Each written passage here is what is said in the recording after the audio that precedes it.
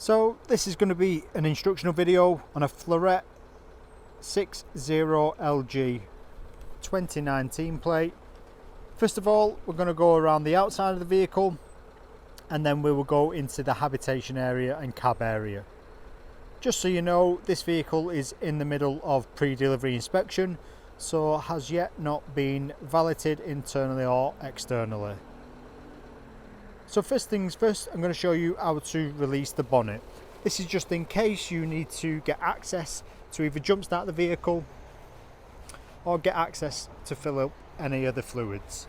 So if you come round to the passenger door, open the passenger door, and then your bonnet release catch is just here. All you need to do, pull that down once and that will release. So now that I have got the bonnet open, I'm just going to show you, like I said, mainly if you need to jump start the vehicle. So your negative terminal is just here at this nipple here, and then your positive is just this here, just underneath this black cap. Just lift this up and that is your positive terminal. Also, as you can see, you've got your fill tanks here for brake fluid, coolant, and then to the far left in front of the driver is going to be your screen wash fill. So now I am going to carry on around on the passenger side. So the first compartment we come to next to the passenger door is going to be your diesel fill. To use this, you just need to use your main vehicle key blade and that will give you access. The next compartments, first one is going to be your mains 240 volt hookup. The next one is going to be your freshwater fill. All you need to do is take the cap off, put the hose pipe in, and then when the water starts to come back out, that means your freshwater tank is full. Here we have got some ventilation for your fridge and freezer, so keep this clear at all times. Same with this Truma vent here. This is for your boiler, so when running on gas it does get quite hot too. Here is going to be your LPG storage tank. You can fit one tank in here, and then you connect up to the regulator just here.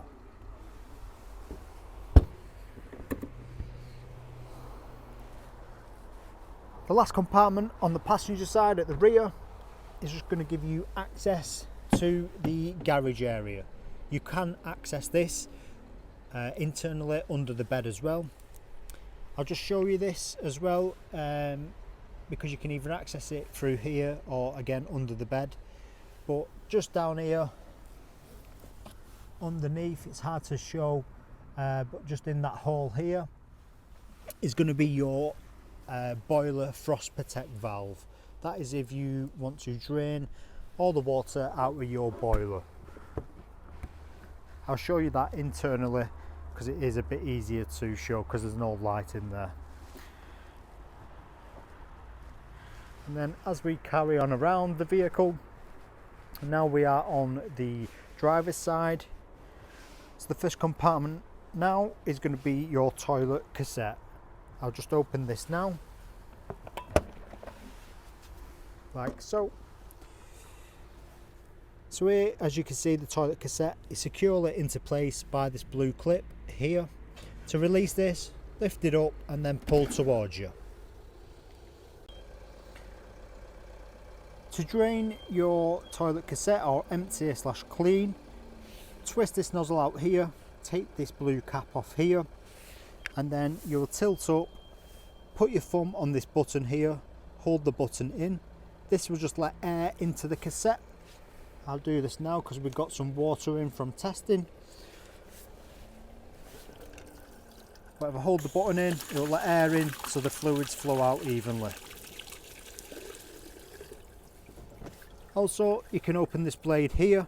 This will so you can clean internally as well. Once finished, put your cap back on, twist the nozzle back in, and we will put the cassette back into place. So now, once you have emptied and cleaned your cassette, to put it back into place, all you need to do is slide it back in and then make sure that blue bracket is clipped down securely. So your toilet cassette is secure back into place. Also, just below the toilet cassette, up here, is going to be your grey waste release valve.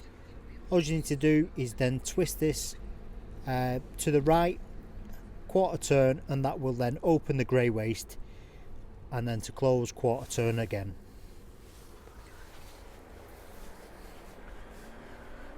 So that is everything externally on this vehicle. So now we are going to go into the habitation. As you can see, this vehicle does come with an awning. I will send a separate video how to set up and use the awning.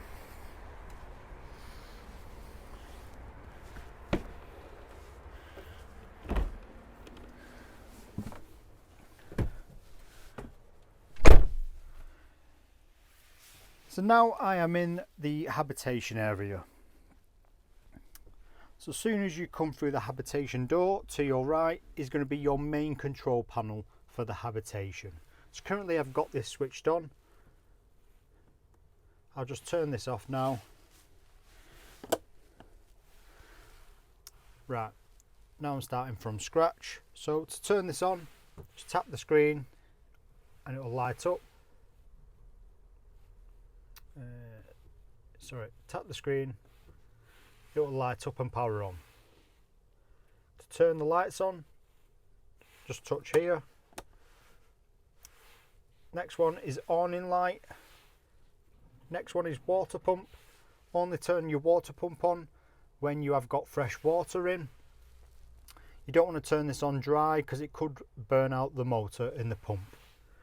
The next one, AUX, is your 12 volt system.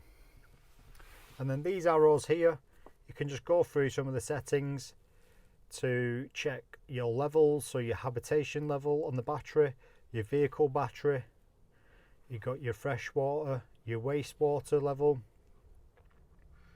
and that's it really. There's nothing too complex about that one.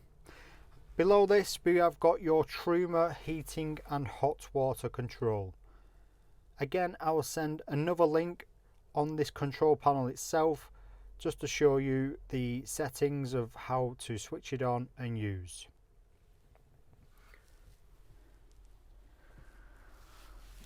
So as you can see, I have currently got the cushions up under the passenger travel seats. This is just to show you some components underneath. So down here is going to be your leisure battery, and then under this seat is going to be where all your electrical components are. This vehicle does have an inverter. As you can see, you've got your fuses down there and your main breaker just underneath the blue cable. If your vehicle trips, this is where you will need to come to trip it back on when you are on mains hookup.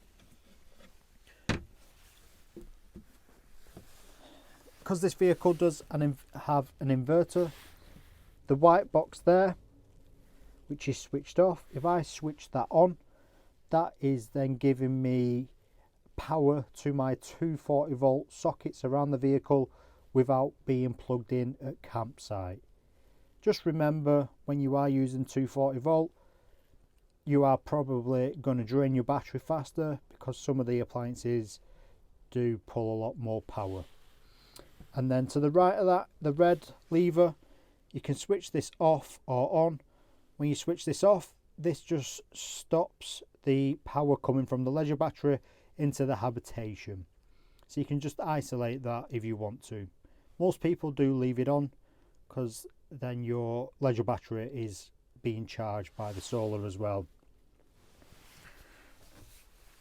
And then above in this cupboard here, we've got some readings here from the solar panel.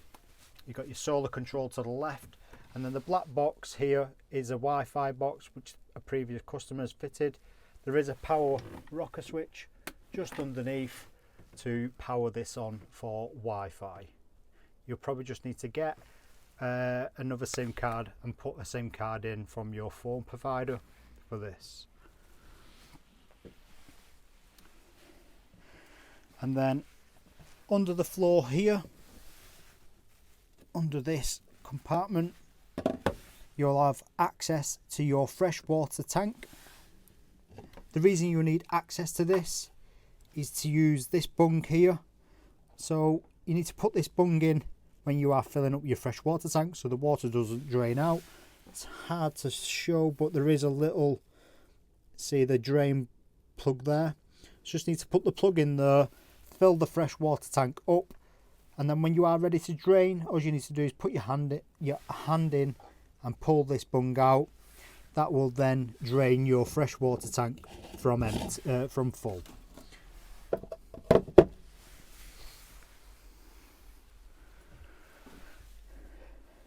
Next, we'll go over the kitchen area.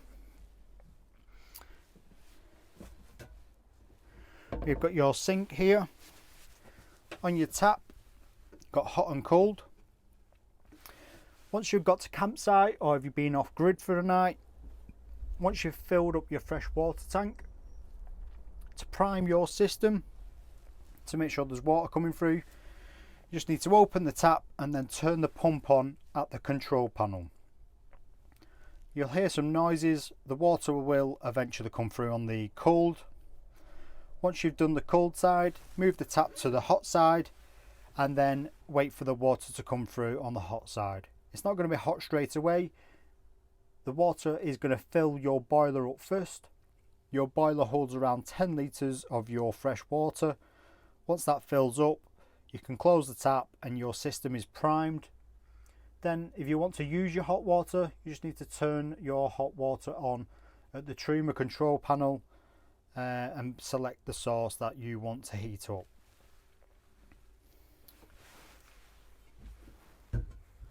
And then next we have your 3-ring gas burner. So if you've been driving, obviously you'll need to go to the LPG tank, turn the tank on, and then use these in the igniter to light up the gas. You'll have to hold them in for a few seconds just to wait for the gas to come through. Once using this, the glass cover at the back, just a safety thing we highlight. Leave the glass cover up for around 10 to 20 minutes, let everything cool down. The reason for this, because of the temperature difference in the glass and the hob, you could potentially shatter the glass. And then the last thing in the kitchen area is going to be your fridge freezer. To turn this on, just press and hold the power button and it will light up. So as you can see, we've got a few settings. So to go through these settings, you just use this square touch here. So A is for when we are connected to mains hookup. So if you're plugged in at campsite or at home, you can put it on mains hookup. Sorry, so let me start that again. A is for auto select, so it's going to select the best source it has available. So most people leave it on A because if you've got gas on, it will automatically go on to gas. It will automatically select the best source without you having to do anything. If you need to override it, you can use this square. This one's mains hookup. As you can see, it's flashing because I'm not connected to mains. Next one is vehicle battery. So this is going to pull a live feed when the engine is on. It's not going to take the battery, the power from the battery. The last one is gas. So if you're off grid and you're going to be parked up, turn the gas tank on and put it on gas. But like I say, leave it on A. Most people leave it on A and it will automatically select the best source. So if I turn the ignition on and turn the gas off, it will go onto the battery. This one here is just going to be your temperature for the fridge and freezer. So you'll gauge that by using the fridge. To turn this off completely, just press and hold the power and that will shut down. Next is just the shower area. It's mainly for your toilet cassette. So at the same time as priming your system, your pipework, you might want to prime your shower and basin tap just so all the air is out of the system. And then we have your toilet cassette. The blue Thetford button there is going to be your freshwater flush. So that's going to take water from your freshwater tank and flush. As you can see down here, there's a red indicator. that means that the toilet cassette is full. So as you seen earlier, I had water in the cassette, so it just thinks that the toilet cassette is full. So this will warn you when your cassette is full, so you can you've got a warning to empty it. And then to use your toilet, you just need to use this grey lever here. This opens your toilet cassette, so then obviously you can flush. And then the last thing I'm going to show you is under the bed. I'll just move these cushions now. So now I'm going to show you how to lift up the bed if you need access underneath, as well as where the boiler is underneath the bed. Just before that, I forgot one thing. Above your fridge, in this cupboard here, you do have a pull-out TV monitor. So all you need to do is pull this out and then release this pin. Your TV will drop down, and then you can swivel to either the bed or the dining area. Once finished, swivel it back up, make sure this pin is in, it's holding the TV up, and then you can slide it back into place. Like I said, all you need to do to lift the bed up is like so, and then you've got access, you've got a nice wine holder just there, and then underneath this board here is going to be access to your boiler, and I'll just lift this up now. So as you can see, I've lifted this board up. It is easy to access this to drain your boiler through the garage, but the black valve is just there with a blue lever handle on top. I'll show you this on the day, but basically this is a frost protect valve. When it reaches a certain temperature, this valve will automatically trigger and drain all the water out of your boiler just to protect your boiler.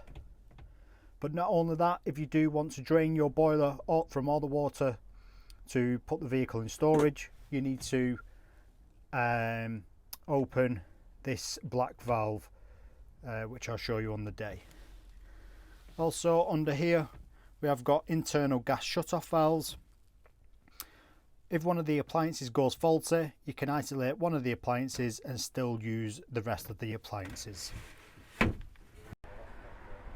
So that is the instructional video complete on the Fleurette 60LG. If you have any more questions, leave a comment below, or you can always give us a ring or drop us an email.